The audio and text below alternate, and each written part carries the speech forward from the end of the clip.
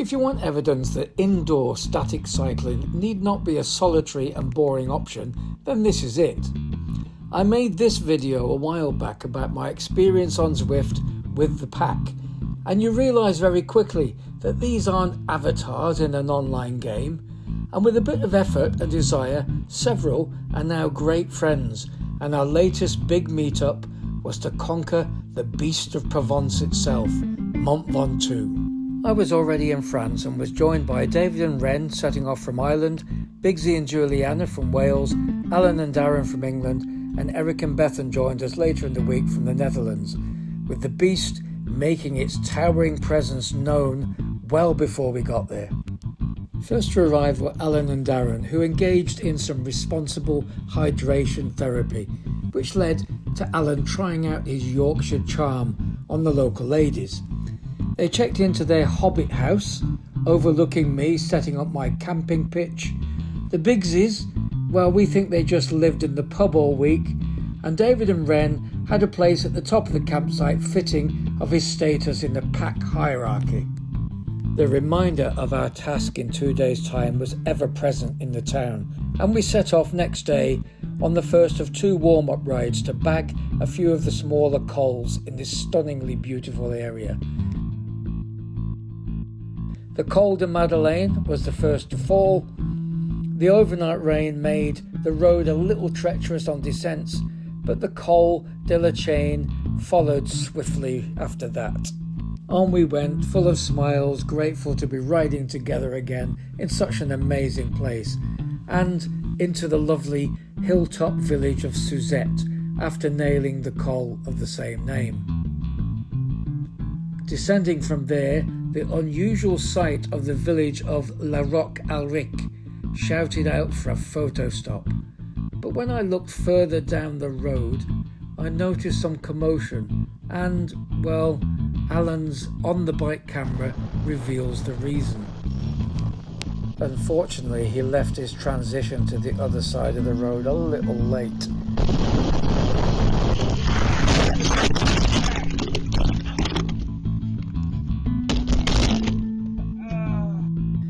And as if to rub salt in the wounds, the heavens opened, we finished the ride, and Alan had the first of 3 hospital trips before he got home, and was unable to cycle after this.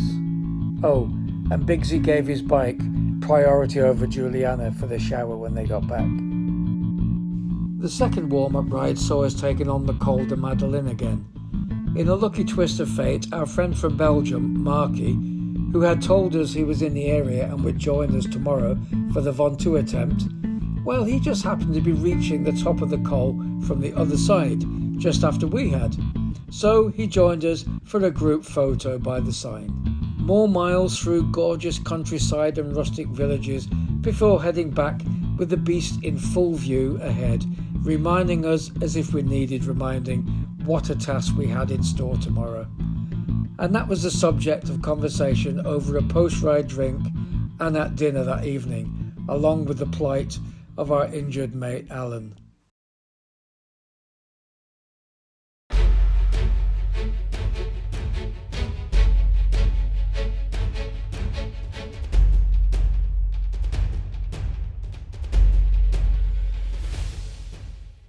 So the big day dawns, and we assemble at the bottom as ready as we'll ever be, and set off with the first 5 kilometres acting really as a false sense of security. From kilometre 6 until Chalet Reynard at kilometre 15, for me it was a relentless nightmare, rarely dipping just below 10% and often sticking at 12% for ages. Gradients we're all capable of, but never have we had to sustain them for 5 miles. At 7 miles, I felt cramp coming on, and knowing this brute of a corner would set it off and trigger it, I stopped to watch others tackle it until it subsided. On we went through this relentless tree-lined, horrible steep section. Bigsy and Juliana arrived at Chalet Reynard. The immensely strong Marky had already been and gone, followed by David and Darren and eventually me. David pumping a triumphant fist whilst I slumped over my handlebars in knackered relief that we were on a flat bit.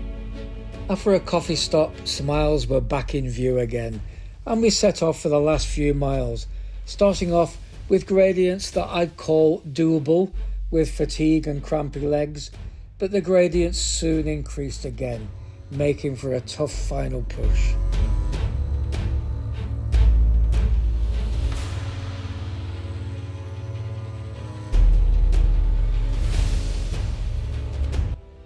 This group of locals seemed utterly unimpressed by the sweat and effort on display on their mountain, happily holding everyone up. And of course Bigsy, being Welsh, just had to get a closer look and a selfie with them.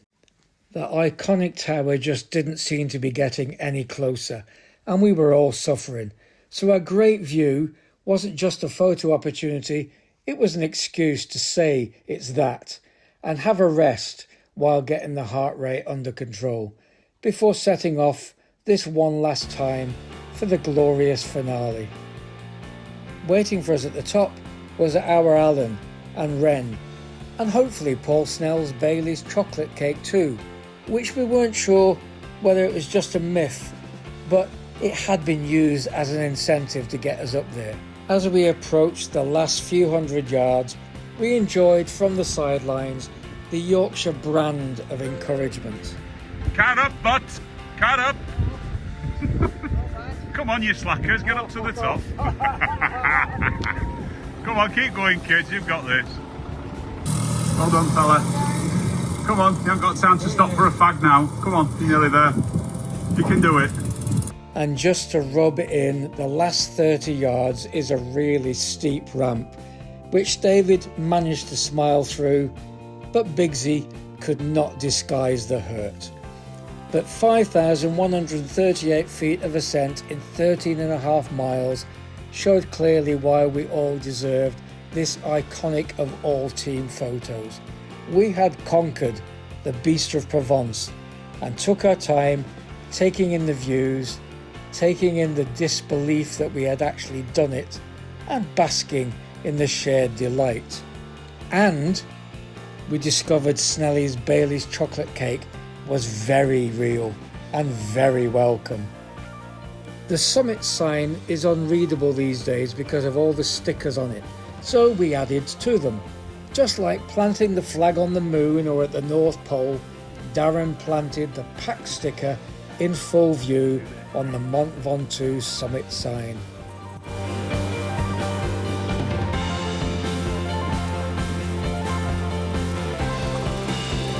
Absolutely wonderful. When we had basked in our triumph for long enough, it was time to descend, taking in along the way the Tom Simpson Memorial. And if you want to know what that and the other nearby cyclist memorial are all about, watch this video from when I first came up here. With the effortless descent, with the wonderful views along the way, followed by easy pedalling on the flatlands below, it was almost impossible to imagine how much we had hated much of the last few hours. It was just wonderful. That's type 2 fun for you, I guess. I hated it, but I love it. The plan to finish off this memorable ride was to return back via a descent of the Gorge d'Nesque. And what a great call that was. Simply spectacular. And with the iconic tower so far away and so high up on the horizon, it was a strange feeling that we'd only just been up there eating cake.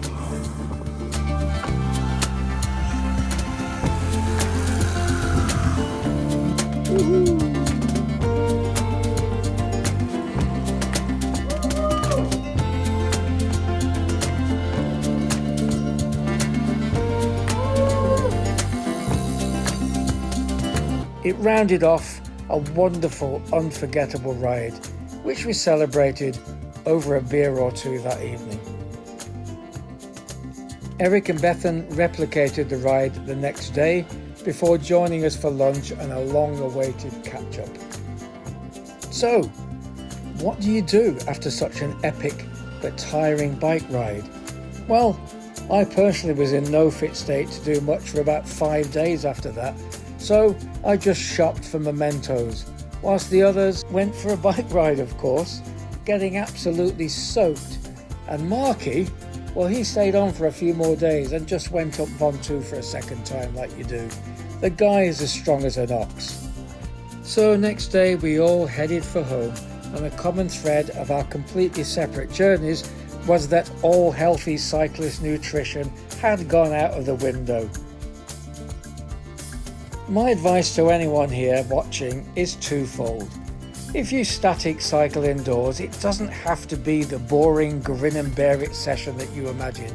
Watch this video, which I'll link at the end. Get on Zwift, join the pack, and see how sociable it can be. If I hadn't done that, I wouldn't have shared this amazing experience with such a fantastic bunch of friends.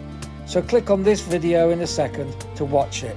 There's another one here which may interest you, and click on the yellow icon here to subscribe to my channel and see over 150 films covering adventures, reviews, beginners tips, etc. Thanks to those pack pals for an amazing few days. Happy cycling, and I'll see you soon.